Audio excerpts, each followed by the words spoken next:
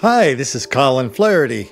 I'm the author of Don't Make the Black Kids Angry, White Girl Bleed a Lot, and lots of videos and articles about black violence and how it's so wildly out of proportion, and how so many reporters and public officials are in denial, deceit, and delusion about it. That's what we show. We show this in books, we show it in videos, we show it in articles.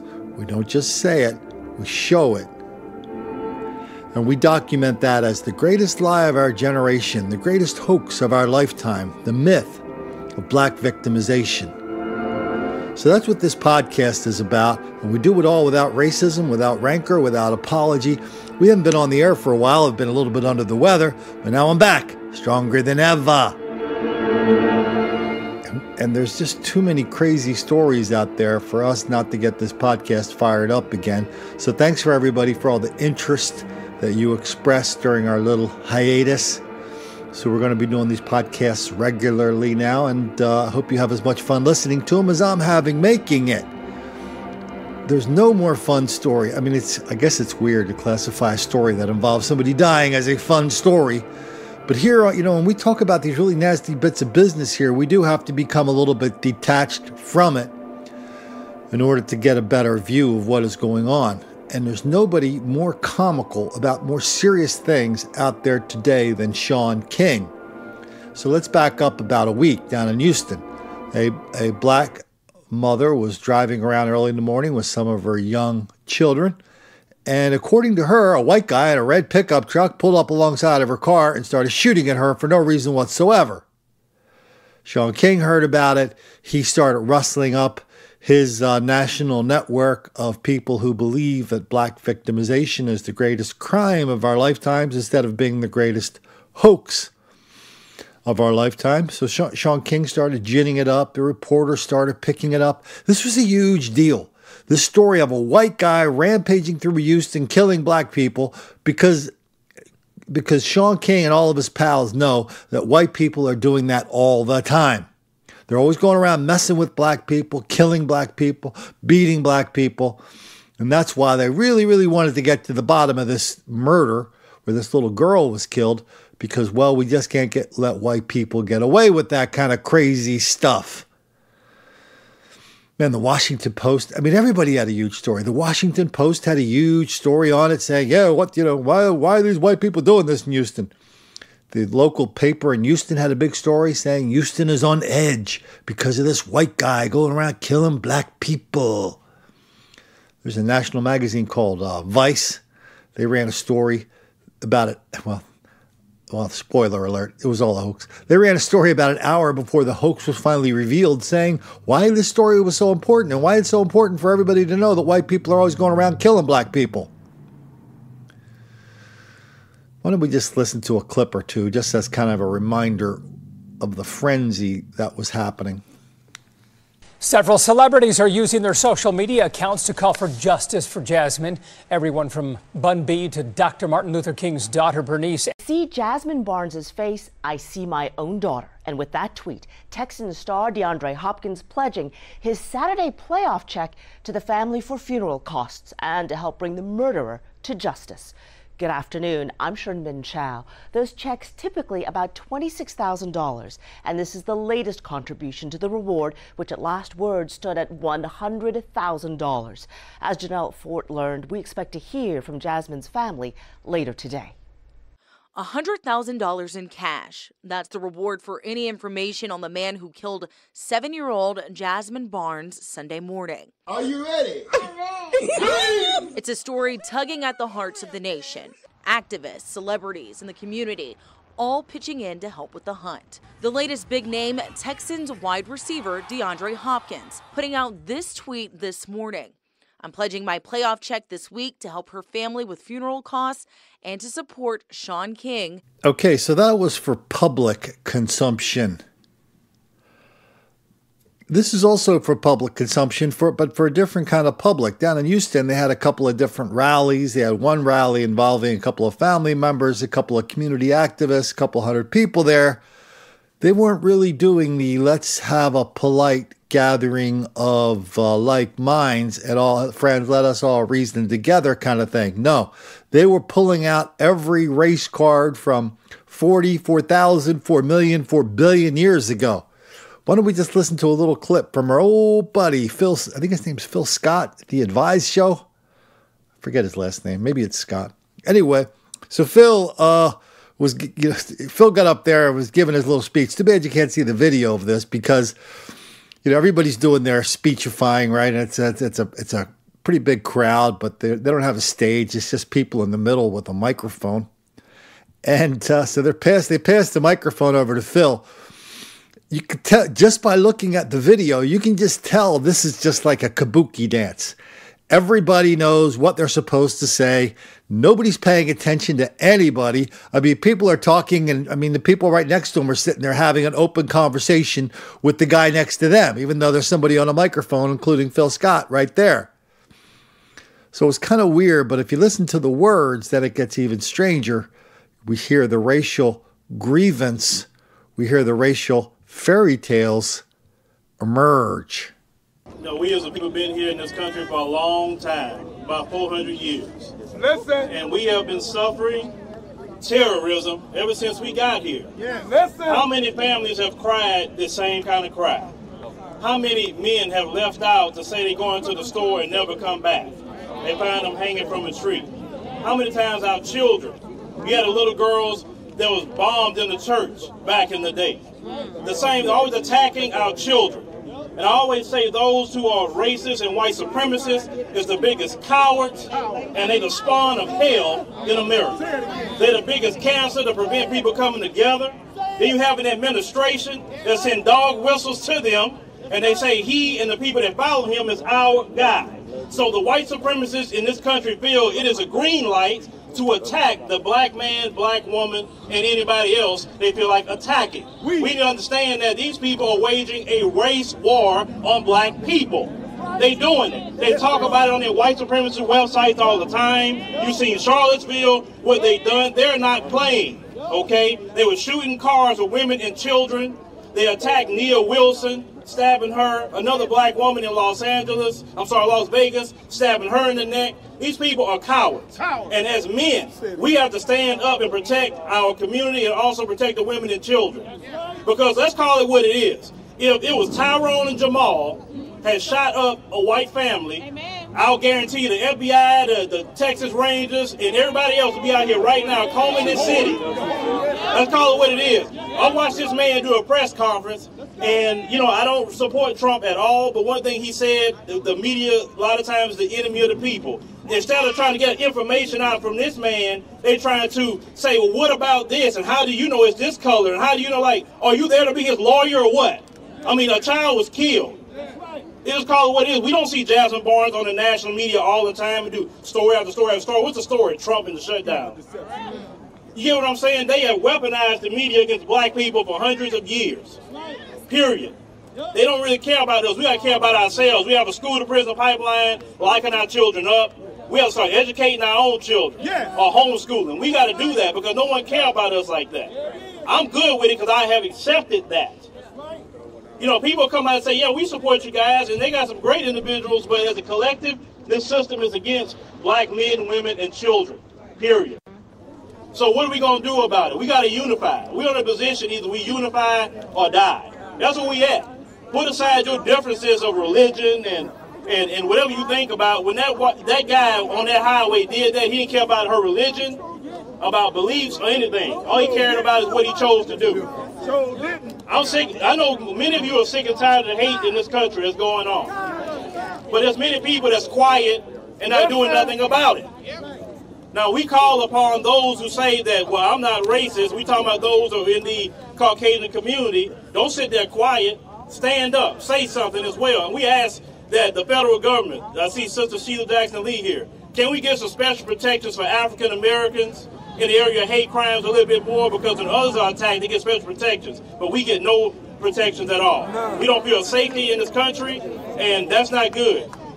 My own favorite example during that rally came right before Phil took the mic and started reminding everybody of his 4 million years of oppression, which has totally screwed up the history of his people, my people, our people.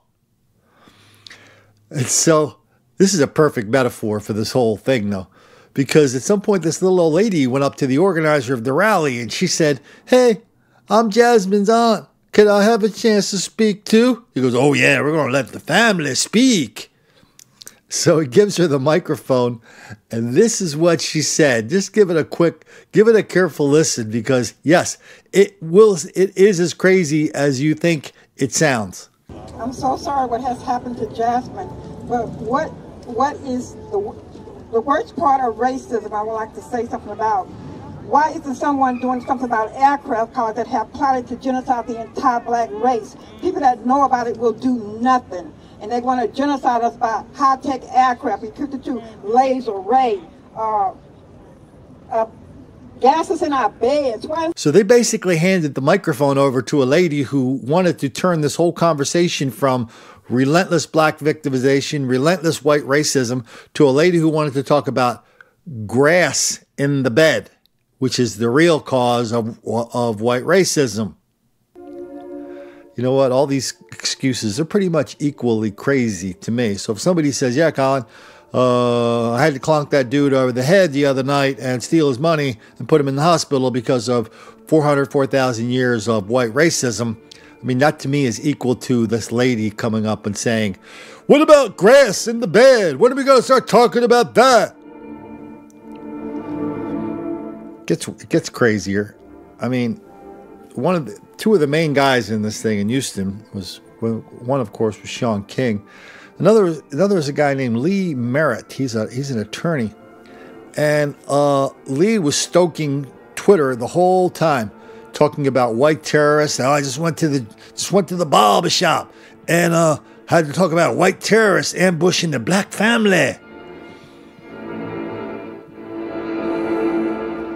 I mean, he was just doing this all week, posting on Twitter about the white people that are just rampaging through Houston, killing black people. But when it came time, when it finally came out that this was just one big fairy tale, one big hoax, all of a sudden everybody disappeared. Apparently Shaun King knew about who one of the suspects was 2 days before Saturday. He didn't tell anybody. He kept telling everybody it was a white person.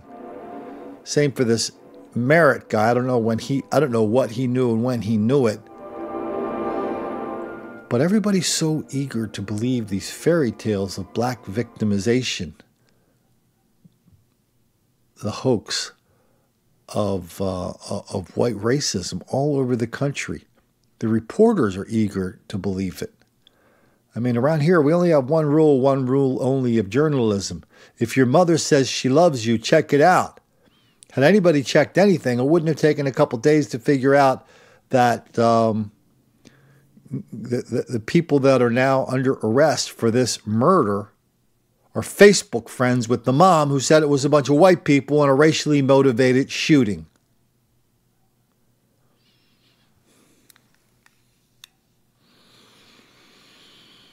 And now we've got the Young Turks going through their YouTube channel. They're yanking off the videos. Everybody's censoring their own record of how they fell for this hoax, hook, line, and sinker. This is hardly the first time Shaun King has fallen for one of these transparently untrue hoaxes. The one I remember he fell for, and everybody fell for this, and it was you can tell me if you guys remember this one, the one up in Albany. I think this was 2 years ago. It seems shorter. And so the drill is in Albany on the campus. I think it was on the all these colleges have a little entertainment district off campus. A couple of bars. All the crazy kids, they walk or they take a bus down to the bar where they drink and they have some good fellowship and they talk about quantum physics, and then they all go home with each other into their dorm rooms. Well, the colleges like Albany, they also run buses to and from the district so the kids aren't drunk driving. So one of these buses, there's 3 black women at the back, kind of like about the last third of the bus near it's one of these double buses, not height, but length. So kind of in the back third, 3 young black ladies are standing kind of near the door, and all of a sudden there's some kind of ruckus. We know this from the video. They get off the bus. And the first thing they do is they pick up they call 911. They report to campus police that a bunch of white people just beat the hell out of them. And if the cops don't get there right away, they're going to do something about it. They're going to make a big deal about it because it's all about white racism. But here's what I learned. Maybe this is news you can use too. Here's what I learned from the 911 calls. 911 doesn't, I mean, even though they might pick up, they don't answer right away. They're listening to what's going on. And in this 911 call, and I'll tell you how we found this all out in a minute. In this 911 call, these young ladies are waiting for the 911 operator to pick up, and they are laughing and joking about all the havoc and violence they just caused, who they punched, the damage they did. But as soon as the 911 operator gets on there, they turn the switch and they go into full sob story.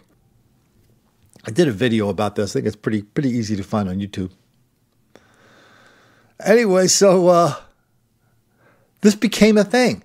The girls went to the press. They start telling everybody all these white kids from Albany beat the piss out of them. There were 12 cameras on that bus and microphones. I don't think these lovely ladies knew that. Because, for a month, there were rallies. The school president, I think it was a Martin Luther King Day breakfast. And the school president, a day or two later, the president of the university got up there and he started talking about how, oh no, this kind of white on black violence is not going to happen on his watch. Oh no, no, no, no, no. The same night, they had a couple hundreds and hundreds of students carrying signs and candles. These 3 victims got up there and started talking about their terrible ordeal and how it's 2017 and, can't believe this is happening, shaking my damn head. All the white liberals on campus were just totally pissed off because they know that every white person in America besides them is just totally racist. And they know that all white people, that's all they do. They go out at night when no one's watching, when no video cameras are there to capture their furtive movements. They go out and they beat the piss out of black people and kill them whenever they can. I mean, that's the narrative. And so, anyway, so up Albany, everybody took this hook, line, and sinker, including Shaun King, including Hillary Clinton. One of the girls, her brother, was a member of the San Diego Chargers football team. He tweeted out saying, if I come back there, I'm going to start beating people, I'm going to start creating violence on the people who attack my sister. That guy had to leave school. And so this kept going on and on for weeks. After about a month, they had these videos right away. They knew what was in the videos. After about a month, they brought some of the black leaders in and they said, oh yeah, this whole white on black thing, turns out it was black on white. They let the black leaders, the black ministers, see this before they showed it to reporters. Anyway, a couple of days later, they finally let reporters see it. We finally saw it on TV. We saw the videos, 12 different angles, lots of audio. And these girls were attacking people. The black women were attacking the white students. And there was one white guy who was actually, thought it was kind of a joke that these women were trying to start a fight. And he got in between them and he put his hands up and he was trying to, calm it down. So when the videos came out, the case was pretty much over. One of the young ladies pled guilty, but 2 went to trial and 2 were found guilty, but on diminished counts. And the strange thing is, after the trial was over and these 2 women, young women, were out on the courthouse steps, they were pulling they started pulling the old Dan Rather defense, which is, well, the facts were wrong, but the story was correct. They started talking about racism and racial violence on the campus and how it's still a big problem, and that's why they're there today. These girls were going around attacking people. It's not even close. There were 12 different camera angles on it. And all the reporters could do when these girls were out there talking about it was go, Oh, yeah, yeah, everybody knows that. Oh, yeah, yeah, sure, sure. Yeah, that makes a lot of sense. Yeah, oh, yeah, 100%. Yeah, yeah. And, of course, this wasn't the only episode of black on white violence in and around that campus. It's a regular feature of life off that campus. It's a regular feature of life for the paper in that town to put its hands up and go, oh, no, we don't know nothing about that. Patterns? No, we don't see no pattern, Colin. No, we don't. No, not at all, Colin. No. Well, what about this, and this? We did a lot of stuff on Albany and don't make the black kids angry. No, Colin, no, it's your imagination. No, the only problem here is white on black crime. Even though we don't have any actual examples of it, it's a big problem. I mean, that's what people do during these hoaxes. That's what Shaun King did in Houston. He doubled down. After the hoax is up, after the jig is up, it's like everybody doubles down. Last night on Twitter, everybody was doubling down. Because a lot of people were going, oh, yeah, okay, this is a hoax, another hoax. This is another lie where you had to make up a lie about white racism and black victimization. And then the response is, thousands of these responses last night on Twitter was, well, what about Dylan Roof? What about mass shooters? We know white people are mass shooters. What about child abuse? We know white people are child abuse. Plain fact, two plain facts. One, 3/4 of mass shooters in this country are black. That comes from the New York Times. I don't know what that one fact, that one story, that one fact, that has blown so many minds, freaked so many people out that are just holding on to that like it's some kind of life raft out in the middle of a storm-tossed ocean. Because their one thing is, their comeback is always, yeah, well, because nobody is going to deny that there's an enormous amount of black violence in this country, wildly out of proportion. I mean, that's too easy to document. So the only comeback is, yeah, white people are shooting people like Dylan Roof. But then when they learn that 3/4 of mass shooters in this country are black, they cannot handle that. I mean, just Friday night, 2 nights ago in Torrance, California, 3 people dead, 4 people shot.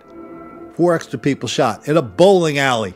We have video of the whole business.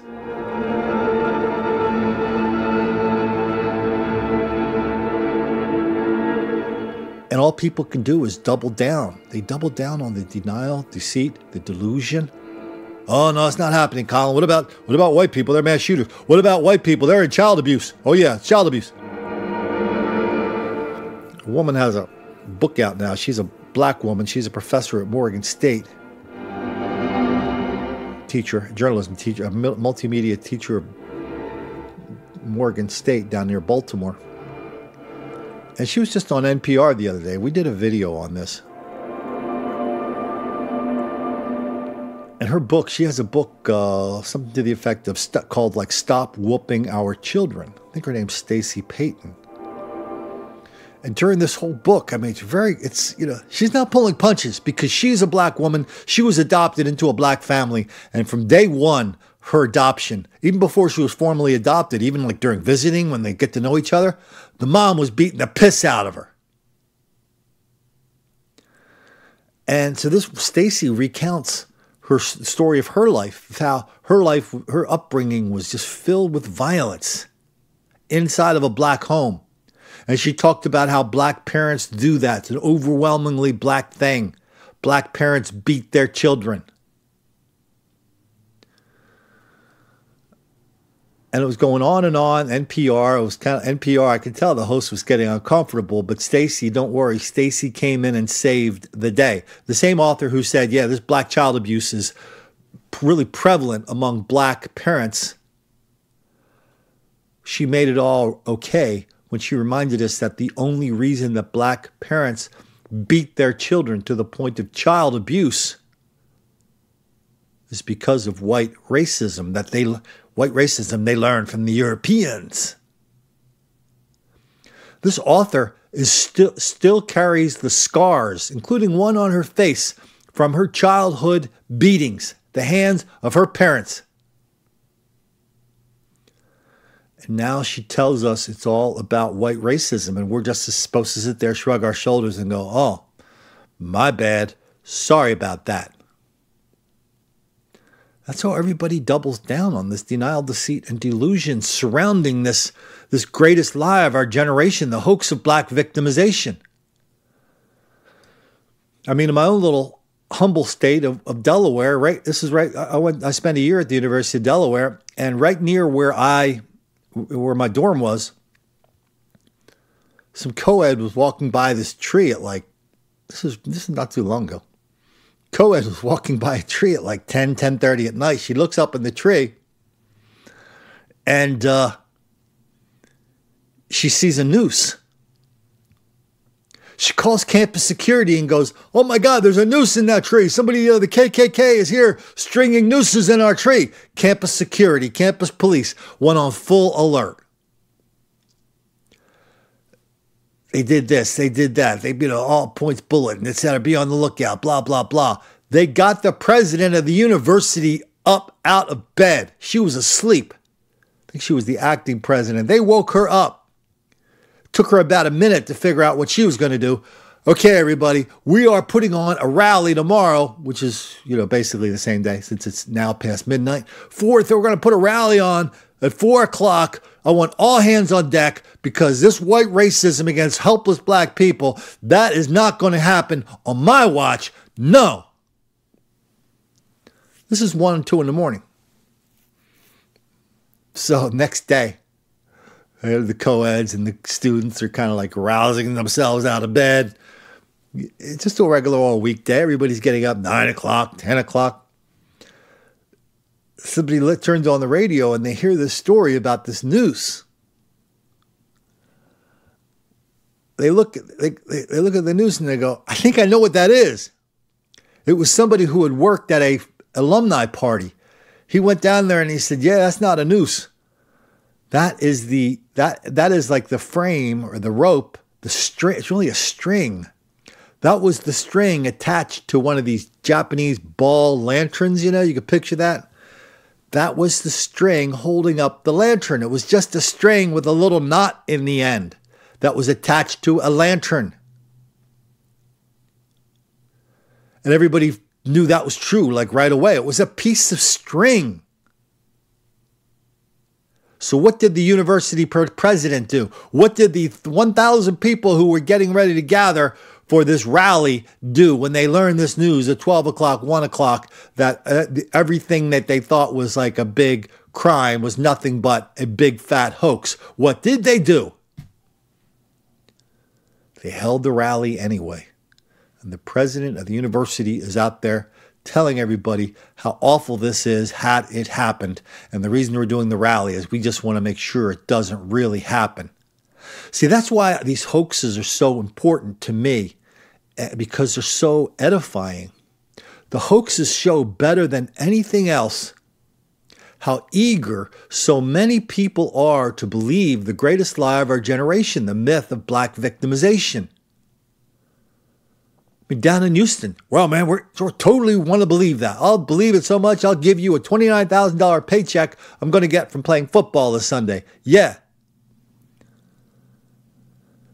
I mean, everybody is just ready to believe it. See, that's like the whole tricky part of journalism, right? I mean, why? I mean, people say you have to be objective. There's really no such thing as being objective. The most you can hope somebody will strive for is being fair. And the most you can hope somebody will be is being kind of detached, so they're not totally immersed in whatever cause they happen to be reporting on. That's why a lot of people find it so weird that there are groups like the National Association of Environmental Journalists, the National Association of Black Journalists. I mean, people need detachment. They need distance in order to look at what they're saying. Because if they don't have any detachment, if they've already made all these judgments, once you make a judgment, then your observation shuts down. That's why it's, when reporters are the good reporters, I don't know how many of them there are left, they're constantly trying to withhold judgment so they can let all the facts come in and filter in over them and wash over their story. But so many people make this mistake of they're so into it, the judgment shuts down. All of a sudden, there's the president of the university going, "Yeah, we got to have a rally because that's a noose. And the Klan is loose on the streets of Newark, Delaware, at the University of Delaware.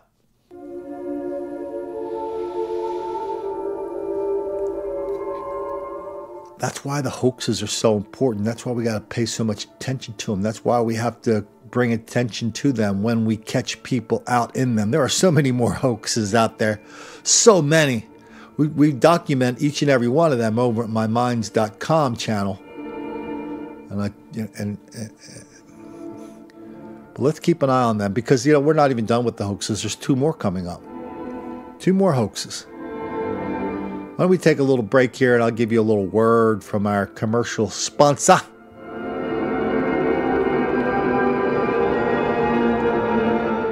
Hey, this is Colin Flaherty, your host on this podcast.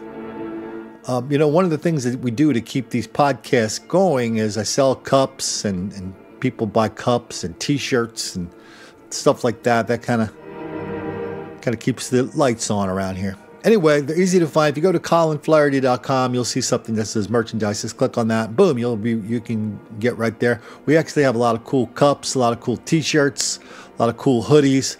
Like one that a lot of people like is a coffee cup that says denial, deceit, and delusion on it.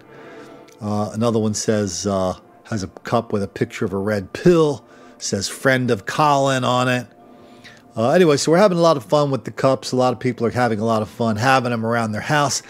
One of the things I noticed when we were doing the books, Don't Make the Black Kids Angry and White Girl Bleed a Lot, is in a way, they're not terribly reader friendly because a lot of people didn't feel comfortable, probably rightfully so, from like taking them on a subway or pulling them out in a public spot because of the covers. So these cups are definitely public friendly, public space friendly. So go head on over to colinflaherty.com, and if the spirit moves you, you can also find a place to drop a few coins in our PayPal account as well, which many of you have already done, and I'm very grateful for.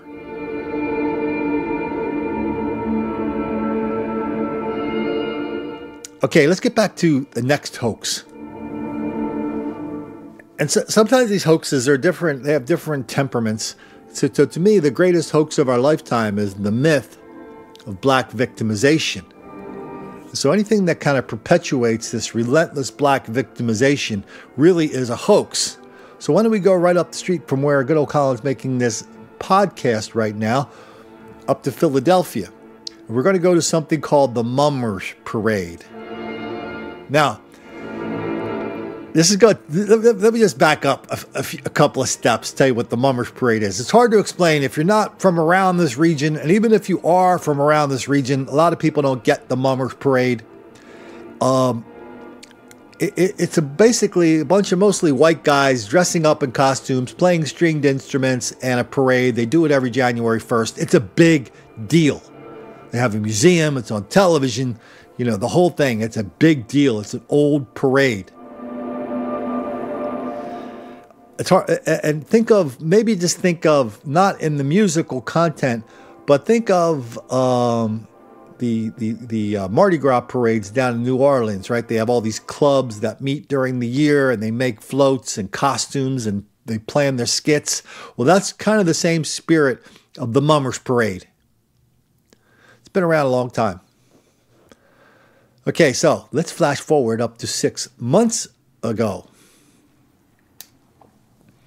There's this music festival in Philadelphia. It's been here for about 5 years. It's called Made in America. It's by Jay-Z, Beyonce's husband. So he brings all these rap, hip-hop acts to Philadelphia. But he plumped them right down in kind of an old established neighborhood, at a park near this old established neighborhood. And, I think the first year the people were going, okay, whatever, let's let the kids have some fun. But there were 125,000 people plunking themselves down into this neighborhood. And it was for a couple weeks. That got very old, very fast. There was tons of harassment, vandalism, tons of litter, violence, mayhem, chaos, conflicts with police. I mean, there's one point where they had 1,000 people had to get medical attention because of something that happened near the stage. So after a couple of years, the people up there, they basically said, no, we don't want this. This is the worst thing ever happened to our neighborhood. We are done.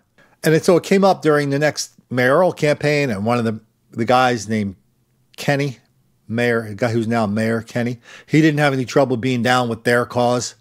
He didn't have any trouble putting his arms around the neighbors and going, what the hell's going on with this thing? We got to move it out of here. So Kenny didn't say shut it down. He just said, move it somewhere else. Not a neighborhood. I mean, wherever you live, it'd be like plumping something in your neighborhood, at a park near your neighborhood. And for 3 weeks, your neighborhood is just like one big parking lot and dumpster. And of course, the music goes on very late at night. And so,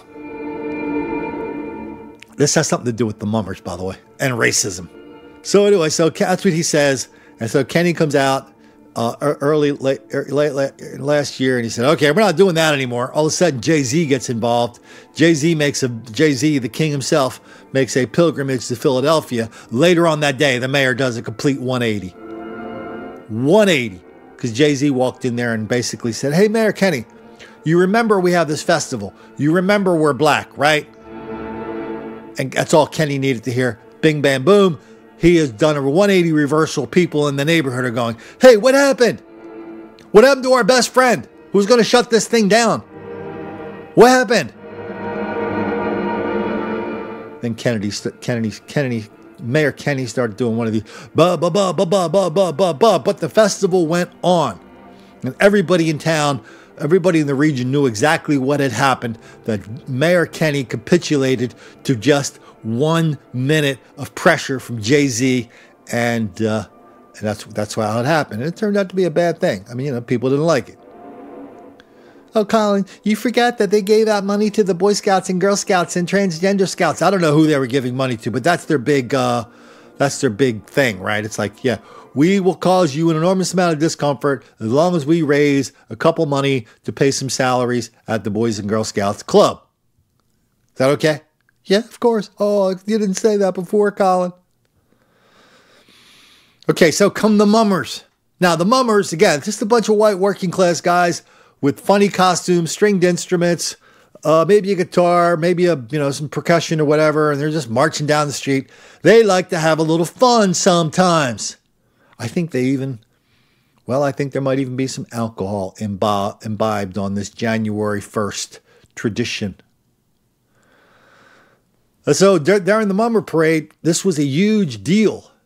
Huge deal. They had, for 24 hours, the story in Philadelphia was a white guy in blackface with a sign on him, who was symbolically representing Jay-Z. He was walking down the street, walking a dog. The dog had a big sign over his back. The dog was a person, of course. The dog had a sign that said Mayor Kenny.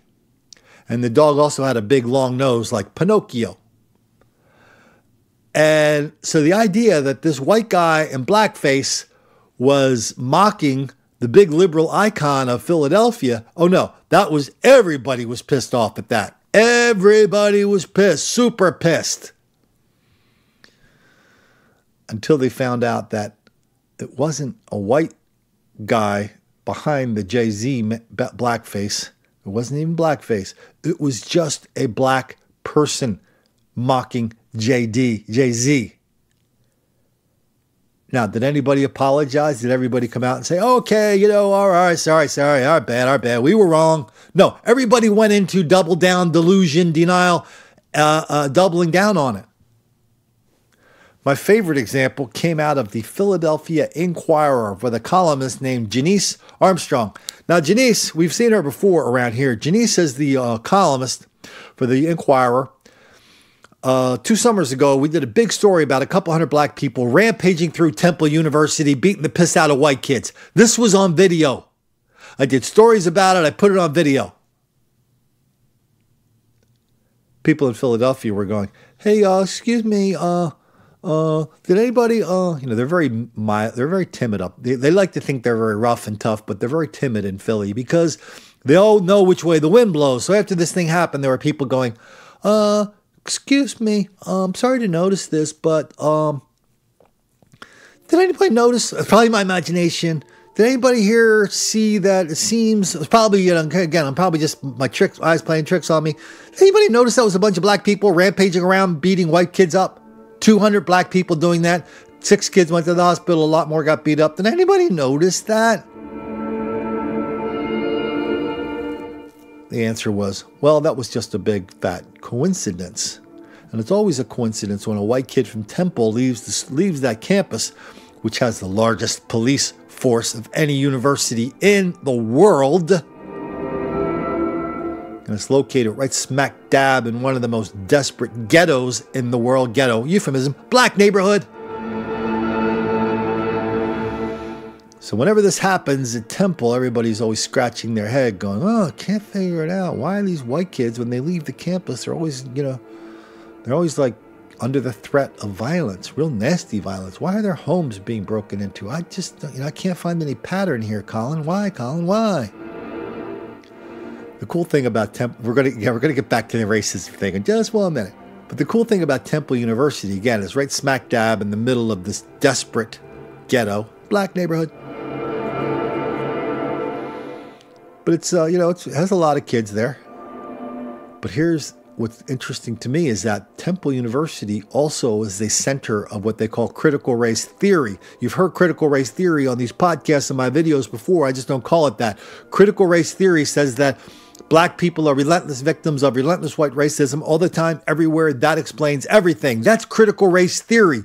Temple University is like ground zero for that. They have a publishing house. That's what they publish. They go out and get professors. That's what they teach. And what's interesting to me is that, you have 200 black people rampaging through Temple University, beating the piss out of white people, and not once does one reporter go to any of those professors and say, hey, what's up with this black mob violence at Temple? What's up with that? No, they're all gone. But you get one guy at put up a Black Lives Matter sign at 1 a.m. in the morning, and he just waves it outside for 30 seconds. There's going to be 5 cameras there, plus a professor from Temple explaining why white racism sucks and black people are relentless victims.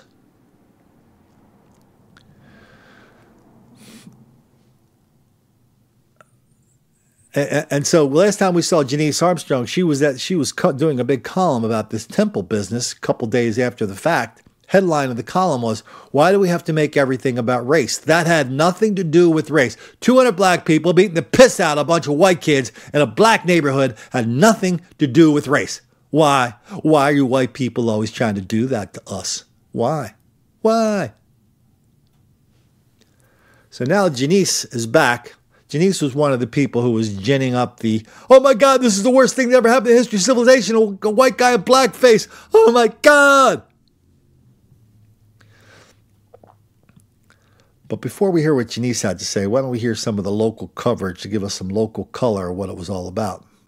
A controversy has emerged from yesterday's Mummers Parade. This video shows some of the skit from the Finnegan New Year's Brigade. They took aim at City Hall in last year's Made in America spat, portraying Jay-Z treating Mayor Kenny like a dog. In a statement, City Council President Darrell Clark criticized the group for using a performer in blackface.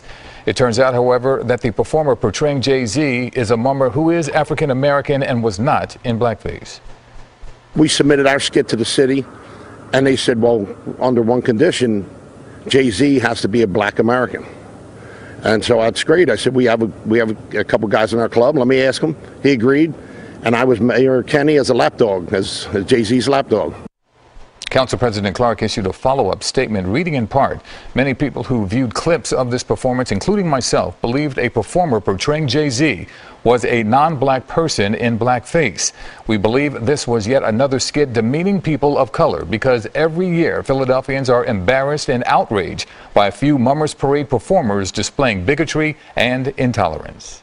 It's weird. I mean, during that audio of that news story, I didn't realize that anybody who has a parade in Philadelphia has to take all of your parade material and submit it to the city for approval. Isn't that weird? You can't make jokes unless they're officially sanctioned jokes. And they sanctioned this one. It just slipped by them. Nobody thought it was a big deal.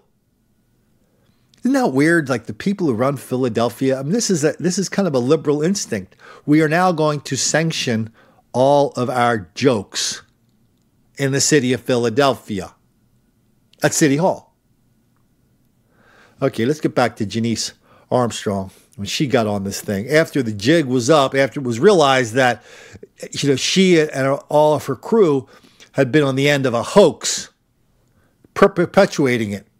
Well, why did you do that, Janine? Here's the headline. Janice, here's the headline. Black Philadelphia hasn't recovered from Mummer's racist past, so we assumed the worst, said Janice Armstrong. Isn't it?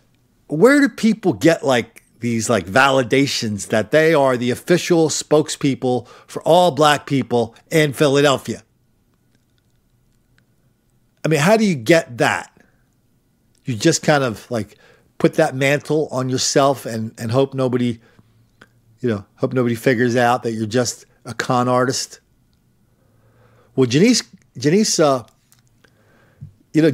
she's not even she hasn't even been in Philadelphia that long. So it didn't take her long to, attend her coronation, get crowned as the Queen of Black Philadelphia so she could speak for every black person in Philadelphia, in the headlines, in the story. And she talked about the Mummers Parade. How when she got there, she had to go through the local customs and learn about some of the local peculiarities. But then then one day, after she was there for a year or two during the January 1st Mummers Day Parade, some of her friends were up from Washington, D.C. Let's pick up that story so we can see the unbelievable tragedy that has marked this young woman's life. Then one year, friends from my hometown, she says, of Washington, D.C., stayed over after a New Year's Eve party, and I turned on the TV to introduce them to my adopted city's culture. I disappeared into the kitchen to prepare snacks, then started hearing shouts. What is this? Turn that off! I raced into my living room to see painted white men dancing around in crazy-looking African warrior costumes as part of some jungle theme. My friends, proud descendants of Africa, were outraged and insulted and took out their fury on me. What kind of city allows this? One indignant friend said. Please note all the lacking details. Somebody was wearing costumes that looked like they were from the jungle. Huh. What does that mean? No jungle costumes. And the fact, and so anyway, so here we go. And,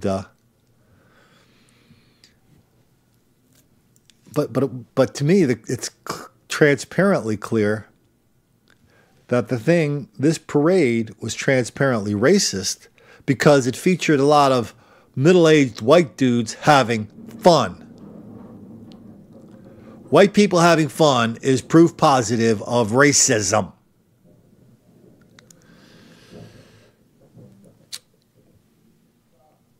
Janice picks up the story about how she was here and there, and I couldn't avoid seeing the many social media posts by people outraged at a mummer who appeared to be performing in blackface. Yeah, what is it? I mean, that's like their thing. That's the thing now. They're not, they're outraged, but it's a different kind of outrage. It's a joyful outrage. And the words that accompany this outrage is, Twitter, do your thing. Black Twitter, do your thing. When they catch somebody they think is, violating some racial line, I mean, everybody starts piling on whether it is or is not something that's bad. This is one of those examples. Anyway, Janice, very big of her, says, it turns out they were wrong. And then she kind of talked about what was in there.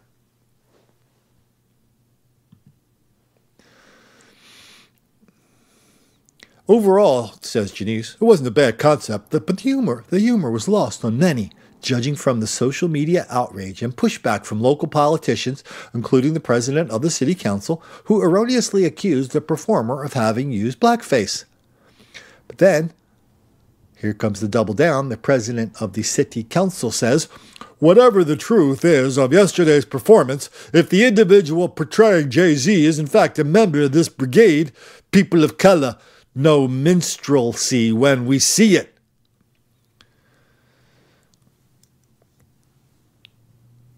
But that didn't really matter.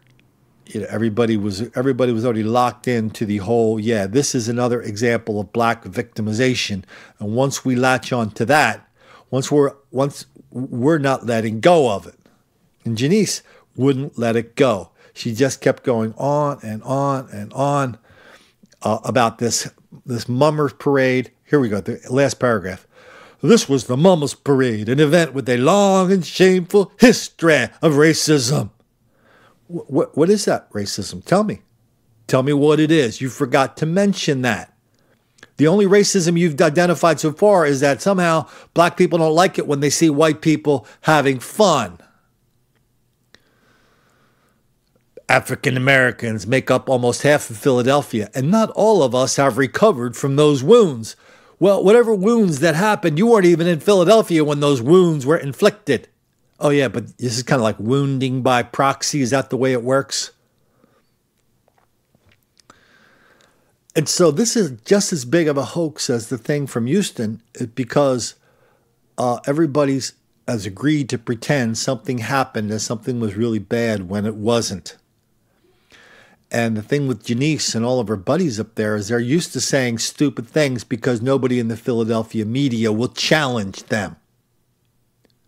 No editor will say, well, Janice, you said this has a long and proud tradition that people really like in this area. They said it has a long and shameful history. Could you give us some examples of that? No, and your friends not liking white people dancing around on TV is not a good example.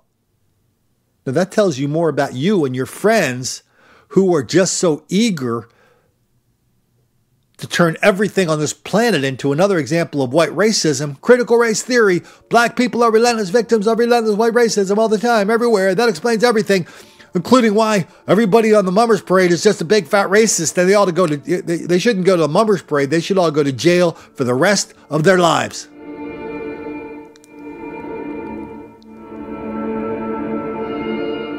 And that woman, she makes a living from writing and saying stuff like that.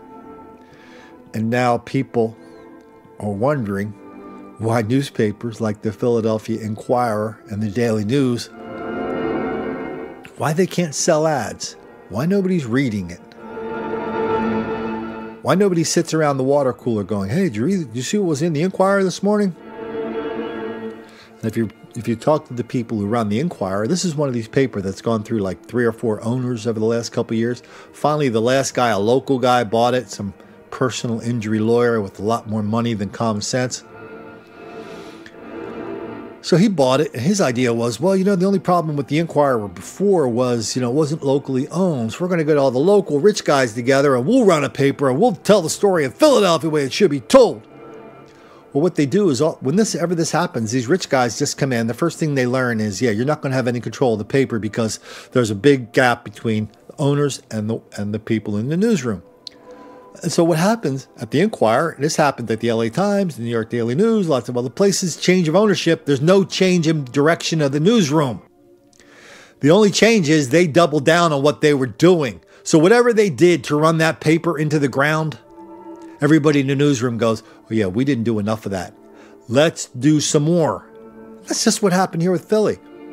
This is an incredibly race-conscious paper, always looking for non-existent white racism, always pretending it's out there when it's not, and totally ignoring this incredible amount of black on white hostility that we see in that paper every day.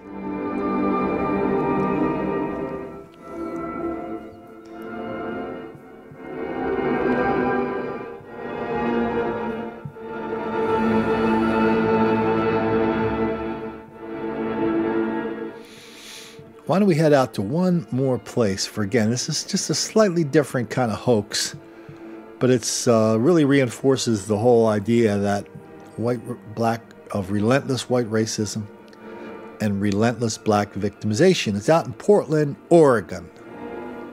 Now, if I'd use the word unreinforced masonry, does that ring a bell?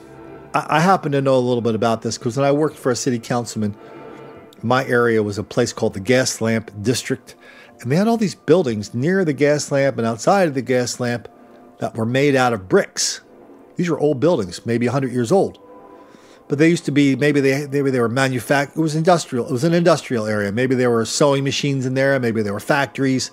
One place was called the Candy Factory. But back when I was running around with those guys, everybody decided, hey, let's take these old buildings and turn them into lofts. Let's turn them into places where people can live.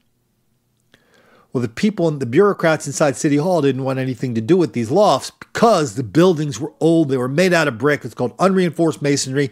And if an earthquake had come along, even a half-decent earthquake, these 2- or 3-story buildings would have been nothing but a pile of rubble.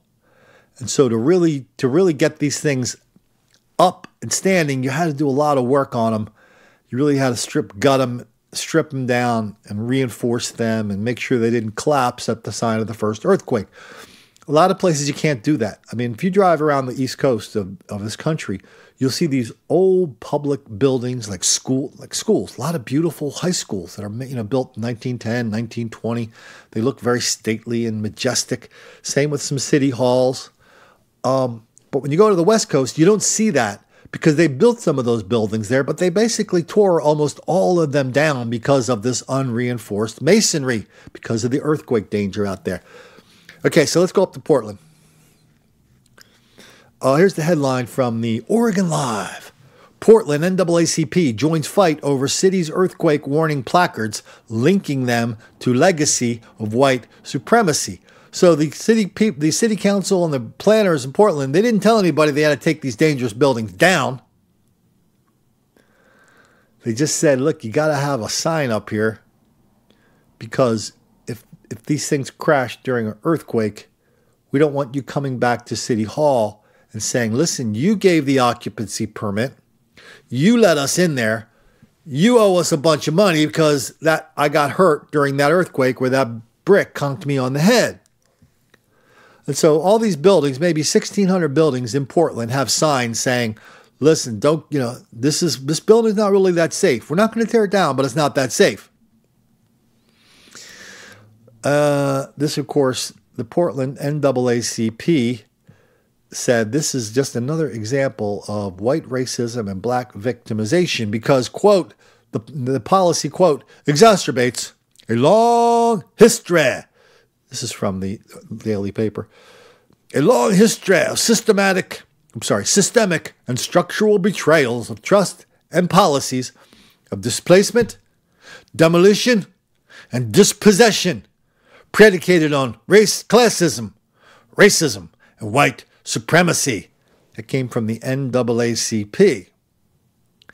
Lots of black churches didn't like this because, well, as usual, says a member of one of the reverends, as usual, the African-American community is the first affected and the last informed. I mean, all the sign says is this is an unreinforced masonry building, and it may be unsafe in the event of a major earthquake. People that have these musical venues, the hipsters, they're all joining the fray. But everybody up there knows the magic bullet is if you can just bring race into a public issue in a hipster place like Portland, you will not be challenged publicly. You will get your way because everybody up there is afraid to challenge a black person in the public square because nobody wants to end their career fighting for the right of black people to have unreinforced masonry buildings. One of the things the other guy said in these stories are that somehow because these 1,600 buildings are some of them are in black areas, this is going to make it harder for black people to get loans, make it harder for black people to do this, and that, and this, and that. Totally didn't document who owns these buildings. Totally. So the newspapers and TVs are just going up there spreading these little fairy tales around just because somebody from the NAACP said so without any backing up of it whatsoever.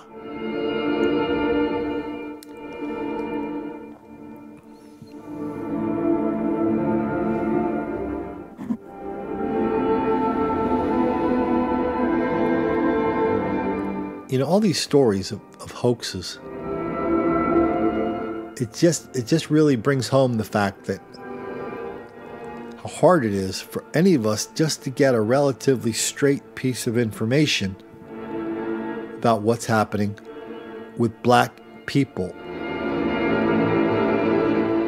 and their dysfunctions.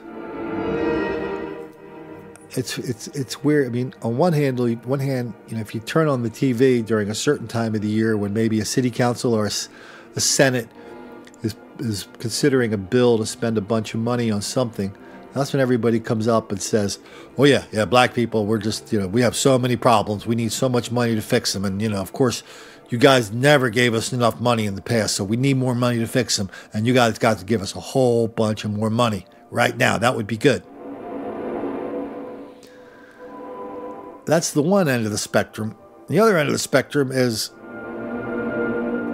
you know, when you talk about this level of dysfunction, this black criminality and violence wildly out of proportion, when a white guy talks about it, that's when you go into the other end of the spectrum, the total denial, saying, "Oh no, Colin, everybody's just the same." No, white people and black people commit the same amount of crime. The only reason black people are arrested and go to jail 3, 5, 10, 1,000 times more often is because cops are picking on black people and they let white people get away with this. And when you ask, okay, white people are getting away with all this crime, where are the victims, where are the videos, where are the 911 calls, where are the police reports? Where?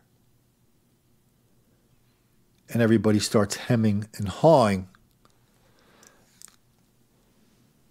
And they change the subject and they look at you and they kind of give the cue that, you know, you're a bad person and you better get out of the public square because we know what happens to bad people who challenge even the simplest facts of black dysfunction. They get removed from the public square.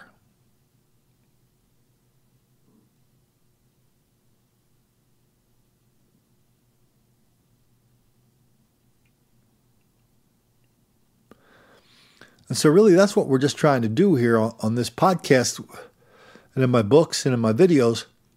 We don't do a lot of causes and solutions, mostly because those are just deflections. We're trying to focus on the dysfunction, the violence, wildly out of proportion itself, because so many people are so eager to run away from it, to pretend it's not happening. Because the violence is the absolute weak underbelly of this ridiculous level of black on white hostility that we can see on TV, newspapers, radio every day now. It's mainstream. Black on white hostility is mainstream.